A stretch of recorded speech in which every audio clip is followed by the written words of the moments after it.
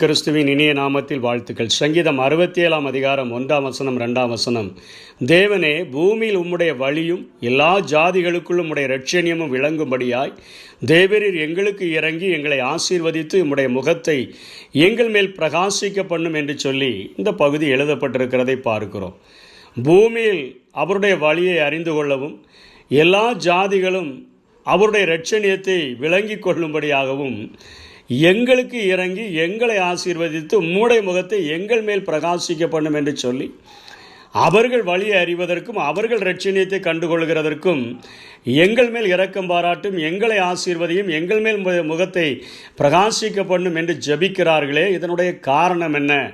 அவர்கள் தேவனுடைய வழியை சரியாக அறிந்து அவர்கள் ஜெபிக்கிறவர்களாக காணப்படுகிறார்கள். ஆண்டவர் பொதுவாக எல்லா மனிதருக்கும் மொத்தமாக தன்னை வெளிப்படுத்தி, நான் தான் பெரிய இந்த பூமியை உண்டாக்கினவர், வானத்தை உண்டாக்கின தேவன் என்று சொல்லி ஒரு நாளும் அவர் பகிரங்கமாய் தன்னை வெளிப்படுத்துகிற தேவன் இல்லை என்பதை உணர்ந்தவர்களாக அவர்கள் வசனத்தின் அடிப்படையிலே அவர்கள் உணர்ந்து கொண்டபடியினாலே இப்படிப்பட்ட ஜெபத்தை செய்கிறதை பார்க்கிறோம். ஆதியாகமம் 12 அதிகாரம் 1 3 வரையிலும் அவர்கள் நோவாவின் நாட்களிலே இந்த உலகம் ஒரு மீசை அழிக்கப்பட்டு ஜலத்தினால் முழுவதும் அழிக்கப்பட்டு அதற்கு பின்பாக அந்த 8 பேரிலிருந்து இந்த உலகம் மறுபடியும் தோன்றின பொழுது ஆண்டவர் வானத்திலும் பூமியிலும் தான் ஒருவரே தேவன் என்பதை காட்டும் வண்ணமாக ஆபிரகாம் என்கிற ஒரு தனி மனிதனுக்கு முதலில் தன்னை வெளிப்படுத்துகிறதை பார்க்கிறோம். அந்த ஆபிரகாமை பார்த்து ஆண்டவர் சொல்கிறார், கர்த்தர் ஆபிராமை நோக்கி, நீ உன் தேசத்தையும் உன் இனத்தையும் உன் தகப்பனுடைய வீட்டையும் விட்டு புறப்பட்டு நான் உனக்கு காண்பிக்கும் தேசத்துக்கு போ. நான் உன்னை பெரிய ஜாதியாக்கி உன்னை ஆசீர்வதித்து உன் பெயரை பெருமைப்படுத்துவேன். நீ ஆசீர்வாதமாய் இருப்பாய். உன்னை ஆசீர்வதிக்கிறவர்களை ஆசீர்வதிப்பேன், உன்னை சபிக்கிறவர்களை சபிப்பேன். பூமியில் உள்ள வம்சங்கள் எல்லாம் உனக்குள் ஆசீர்வதிக்க என்றார். ஆபிரகாம் தனி மனிதனாய் இருக்கையில் அவனை அழைத்து அவனை ஆண்டவர் ஆசீர்வதித்து அவனை பெருமைப்படுத்தி அவனிலிருந்து அநேக சந்ததிகளை ஆண்டவர் உருவாக்கி, கடற்கரை மணலைப் போல வானத்தின் நட்சத்திரங்களைப் போல உன் சந்ததியை ஆசீர்வதிப்பேன் என்று சொன்னாரே, அந்த வசனத்தின்படி ஆசீர்வதித்து அந்த ஜனங்கள் எகிப்திற்கு அடிமையாய் போகும்படியாய் அவர்கள் ஒப்பு கொடுக்கப்பட்டு மீண்டும் ஒரு திரளான ஜனங்களாய் 20 லட்சம் புருஷர்களாக அவர்கள் கானான் தேசத்திற்குள்ளாக பிரவேசித்து ஒரு இஸ்ரவேல் நாடு என்கிற ஒரு நாடையே அவர்கள் உருவாக்கும்படியாக ஆண்டவர் அங்கே உலகத்திலேயே ஒரு புதிய நாடை, தன்னுடைய வல்லமையினால் நிரப்பப்பட்ட ஒரு நாடை அவர் உண்டாக்கினதை நாம் வேதத்திலே பார்க்கிறோம். அதை அறிந்த சங்கீதக்காரன் தான் இப்படியாய் பாடுகிறதை பார்க்கிறோம். ஒரு தனி மனிதனில் இருந்துதான், ஒரு தனி மனிதன் மேல் ஆண்டவர் காட்டின இரக்கத்தில் இருந்துதான், ஒரு தனி மனிதன் மேல் ஆண்டவர் காட்டின அந்த ஆசீர்வதிக்கிற எண்ணத்தில் இருந்துதான், ஒரு மனிதன் மேல் தன்னுடைய முகத்தை பிரகாசிக்க செய்ததின் நிமித்தமாகத்தான் ஆண்டவர் அவனை அழைத்து அவனை அவ்வளோ பெரிய ஜாதியாக மாற்றி அவர்கள் வழிநடந்து வருகிற வழியிலெல்லாம் மற்ற ஜனங்களெல்லாம் நடுங்கத்தக்கதாக, அவர் சமவெளிக்கு மாத்திரம் தேவனல்ல, பள்ளத்தாக்குகளுக்கு மாத்திரம் தேவனல்ல, மலைகளுக்கு மாத்திரம் தேவனல்ல, அவர் வானத்திலும் பூமியிலும் தேவனானவர் என்று சொல்லி எல்லா ஜாதிகளும் ஜனங்களும் கண்டுகொள்ளத்தக்கதாக, அத்தனையா எல்லா ஜனங்களும் பார்க்கத்தக்கதான மகா பெரிய அற்புத அடையாளங்களை செய்து, அதைத்தான் மோசே சொல்லுகிறான், நீர் ஓங்கிய புயத்தினாலும் பலத்த கரத்தினாலும் என்று சொல்லி அதை எல்லா ஜனங்களும் கண்டுகொள்ளும் பொழுது அவர்கள் பயந்து நடுங்கத்தக்கதாக ஆண்டவர் தன்னுடைய கிரியைகளை வெளிப்படுத்தினதை பார்க்கலாம். அதனுடைய ஆரம்பம் அற்பமாய் இருந்தாலும் முடிவு சம்பூரணமாய் இருக்கத்தக்கதாக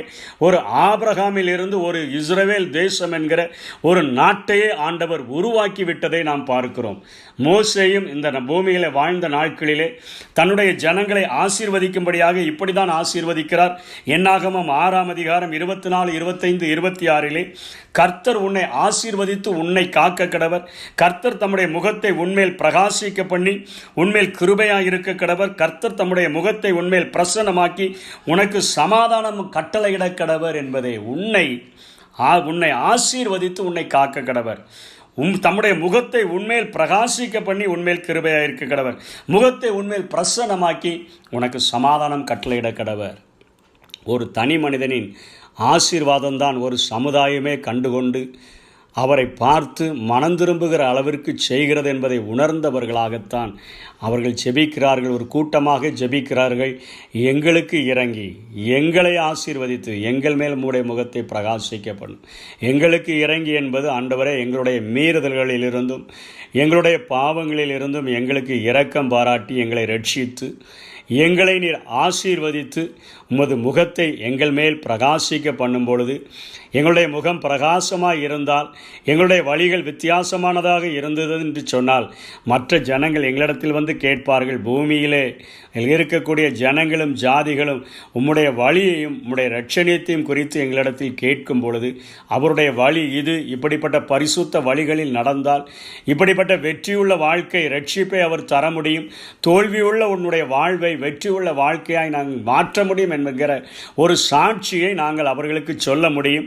அப்பொழுதுதான் அவர்கள் எல்லாரும் 5ஆம் வசனத்தில் சொல்லப்பட்டது போல உம்மை துதிப்பார்களாக, சகல ஜனங்களும் உம்மை துதிப்பார்களாக, எல்லாரும் துதிக்கிறவர்களாய் மாறிவிடுவார்கள். ஆண்டவரே, 7ஆம் வசனத்தில் பூமியின் எல்லைகள் எல்லாம் அவருக்கு பயந்திருக்கும். ஒரு மனிதன் தனி மனிதனிலே செய்கிற கிரியைகளை ஜனங்களும் ஜாதிகளும் பார்க்கும் பொழுது அவர்கள் துதிக்கிறவர்களாகவும் பயந்திருக்கிறவர்களாகவும் மாறிவிடுவார்கள் என்கிறதாக இந்த சங்கீத பகுதி எழுதப்பட்டிருக்கிறது. இன்றைக்கு புதிய ஏற்பாட்டின் விசுவாசிகளாகிய வாழ்கிற நாம் ஜெபிக்க வேண்டிய காரியம், ஆண்டவரே எங்கள் மேல் இரக்கம் பாராட்டி பாவ சேற்றிலே இருக்கக்கூடிய எங்களுடைய பாவங்கள் சிவேரென்று இருந்தாலும் கூட அதை பஞ்சை போல வெண்மையாய் மாற்றக்கூடிய எங்கள் ஆண்டவர் எங்கள் மேல் இரக்கம் பாராட்டி உம்முடைய இரத்தம் சகல பாவங்களையும் கழுவி எங்களை சுத்திகரிக்கும் என்று சொல்லப்பட்டிருக்கிறதே, அந்த இரத்தத்தினால் எங்களை கழுவி எங்களை சுத்திகரித்து நீர் எங்களை ஆசீர்வதியும். ஆண்டவரே, எங்களுக்கு ஒரு ஆசீர்வாதத்தை நீர் கட்டளையிடும். என்னையா ஆசீர்வாதம்? அவருடைய சமூகம், அவருடைய அன்பு, அவருடைய கிருபை, அவருடைய வழிநடத்துதல், அவருடைய வல்லமை, ஆவியானவருடைய நிறைவு, இவைகளினால் நம்மை ஆசீர்வதிக்கும்படியாய் நாம் ஜெபிக்க கடமைப்பட்டவர்களாக இருக்கிறோம். வழி தவறி போன நம்ம கிறிஸ்துவின் சத்தியத்தையும் ரட்சிப்பையும் தேடும்படியாக இப்படிப்பட்ட ஜெபத்தை நாம் செய்கிறவர்களாக ஆண்டவர் மாறும்படியாய் விரும்புகிறார். 2வது காரியம், ஆண்டவர் நம்மை ஆசீர்வதிக்கும்படியாய் உன்னதத்திற்குரிய சகல ஆசீர்வாதங்களினாலும் அவர் நம்மை ஆசீர்வதிக்கும்படியாக நாம் ஜெபிக்க கடமைப்பட்டிருக்கிறோம். அந்த நாட்களிலே அவர்களுடைய சரீரங்களுக்குள்ளாக ஆவியானவர் வாழும்படியான சூழ்நிலை இல்லை. ஆகவே அவர்கள் ஜெபிக்கிறார்கள், ஆண்டவரே உம்முடைய முகத்தை எங்கள் மேல் பிரகாசிக்க பண்ணும் என்று சொல்லி. இன்றைக்கு இந்த வெளியேறப்பெற்ற பரிசுத்த ஆவியானவரை மண்பாண்டங்களாகிய சரீரங்களில் பெற்றுக்கொள்ளக்கூடியதான ஒரு பாக்கியத்தை நாம் பெற்றிருக்கிறோம். இயேசு கிறிஸ்து சொல்லும்போது சொன்னார், நீங்கள் பரிசுத்த ஆவி உங்களிடத்தில் வரும்பொழுது நீங்கள் பலனடைந்து என்று சொன்னார். ஆவியானவர் நமக்குள்ளாக திரியேக தேவனினுடைய 3வது நபராகிய ஆவியானவர் கடைசி நாட்களில் நம்முடைய இருதயங்களில் பிரகாசிக்கத்தக்கதாக நம்முடைய உள்ளத்தில் வந்து வாசம் பண்ணுவார் என்கிறதை வேதத்தின் அநேக வசனங்கள் நமக்கு சொல்லிக் கொடுக்கிறதை பார்க்கிறோம். எதற்காக? நாம் அவரை அப்பா பிதாவே என்று தேவனை, திருத்துவத்தின் முதல் நபராகிய அந்த பிதாவை அப்பா பிதாவே என்று சொல்லி அழைக்கத்தக்கதான ஒரு உரிமையை, மகன் என்கிற ஒரு உரிமையை, புத்திரன் என்கிற உரிமையை நமக்கு கொடுக்கத்தக்கதாக அவர் நமக்குள்ளாக அவர் வந்து வாசம் பண்ணுகிறார். 2வதாக, எவர்கள் தேவனுடைய ஆவியினால் நடத்தப்படுகிறார்களோ அவர்கள் தேவனுடைய புத்திரராய் இருக்கிறார்கள் என்று சொன்ன வசனத்தின்படி இந்த உலகத்தில் அவர் நம்மை நடத்தும்படியாக அவர் நமக்குள்ளாக கொடுக்கப்பட்டிருக்கிற அந்த காரியங்களை நாம் பார்க்கிறோம். அவர் நமக்குள்ளாக வரும்பொழுது நாம் பலனடைகிறவர்களாய் மாறி நாம் அநேக ஜனங்களுக்கு சாட்சிகளாக நாம் மாறிவிடுகிறோம் என்கிற ஒரு சத்தியத்தை வேதம் நமக்கு கற்றுக் கொடுக்கிறது. நம்மேல் இரக்கமுற்று நம்மேல் இறங்கி நம்முடைய பாவங்களை மன்னிக்கிறவர் மாத்திரமல்ல, உன்னதத்தின் சகல ஆசீர்வாதங்களினால் நம்மை நிரப்புகிறவர் மாத்திரமல்ல, நமக்குள்ளாக வாசம் பண்ணி பிதாவுக்கும் நமக்கும் ஒரு அப்பா மகன் என்கிற புத்திரர்கள் என்கிற உறவை ஏற்படுத்தி நம்மை பலனடைய செய்து இந்த உலகத்திற்கு நம்மை அவர் சாட்சியாக மாற்றிவிடுகிறதை இந்த சங்கீத பகுதி நமக்கு காட்டக்கூடியதாக இருக்கிறது. ஆகவே தான் இயேசு இந்த பூமியிலே வாழ்ந்த பொழுது அவர் சொன்னார், மனுஷர் உங்கள் நற்கிரியைகளை கண்டு பரலோகத்தில் இருக்கிற உங்கள் பிதாவை மகிமைப்படுத்தும்படிக்கு உங்கள் வெளிச்சம் அவர்களுக்கு முன்பாக பிரகாசிக்க கடவது. நீங்கள் பூமிக்கு வெளிச்சமாய் இருக்கிறீர்கள், நீங்களே வெளிச்சமாய் இருக்கிறீர்கள். ஆவியானவர் நமக்குள்ளாய் வாசம் கொள்ளும்போது நம்முடைய வாழ்க்கையை அவர் வெளிச்சமாய் மாற்றி விடுகிறபடியினாலே இந்த உலகத்தின் அதிபதியான சத்ருவானவன், அந்த உலகத்தை அடிமைப்படுத்தி வச்சிருக்கிற சத்ருவானவன், இந்த உலகத்தை நோயினாலும் உலகத்தை தன்னுடைய கட்டுகளினாலும் அடக்கி வைத்திருக்கிற, அடிமைப்படுத்தி வைத்திருக்கிற சத்ருவானவன், ஆண்டவரை நாம் சுமந்து செல்லுகிற பாத்திரங்களாக இந்த உலகத்திற்குள்ளாக செல்லும் பொழுது பலவான் பயந்து ஓடுகிறதின் மூலமாக நாம் அவனை விரட்டுகிறவர்களாய் மாத்திரமல்ல, அநேக ஜனங்களுக்கு வெளிச்சம் உள்ளவர்களாய் மாறிவிடும் பொழுது அவர்கள் நம்மத்திலே வந்து கேட்கிறார்கள், உங்கள் வாழ்க்கை இத்தனை தோல்வி உள்ளதாக இருந்ததே, எப்படி இரக்கம் பெற்றீர்கள், எப்படி இப்படிப்பட்ட ஆசீர்வாதங்களை பெற்றீர்கள், எப்படி உங்களுடைய வாழ்க்கை இத்தனை பிரகாசமாயிற்று என்று சொல்லி கேட்கும் பொழுது தேவனுடைய வழியையும் அவருடைய இரட்சணியத்தையும் நாம் அவர்களுக்கு கற்றுக் கொடுக்கும் பொழுது மாத்திரமே ஆண்டவரை துதிக்கிறவர்களாக மாறிவிடுகிறார்கள்.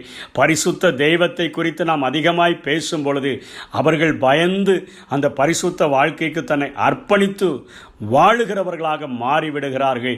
அந்த காரியங்களை நாம் கடைபிடித்து வாழ்ந்தோம் என்று சொன்னால் நம் மூலமாக, நம் ஒருவர் மூலமாக ஒரு குடும்பத்தில் ஒரே ஒருவர் ரட்சிக்கப்பட்டாலும் கர்த்தராகிய இயேசு கிறிஸ்துவை விசுவாசி, அப்பொழுது நீயும் உன் வீட்டாரும் ரட்சிக்கப்படுவீர்கள் என்று சொல்ல அந்த வசனத்தின்படி குடும்பங்களை, நம்முடைய சந்ததிகளை, நம்மை சார்ந்த சமுதாயத்தை, நாம் வாழுகிற சமுதாயத்தை, நம்மோடு கூட ஐக்கியப்பட்டவர்களை ஆண்டவருக்கு நேராக வழிநடத்திவிட முடியும். அப்படிப்பட்ட கிருபைகளை தேவன் நமக்கு தந்தருள்வாராக. ஆமென். ஆபிரகாமை நினைவு கூர்ந்ததா, லோத்துவை காப்பாற்றினீரே, எங்களையும் நினைவு கூர்ந்து எங்கள் சொந்தங்களை ரட்சியுமையா, எங்களையும் நினைவு கூர்ந்து சொந்தங்களை ரட்சியுமையா. நினைவு கூறும் தெய்வமே நன்றி, நிம்மதி தருபவரே நன்றி.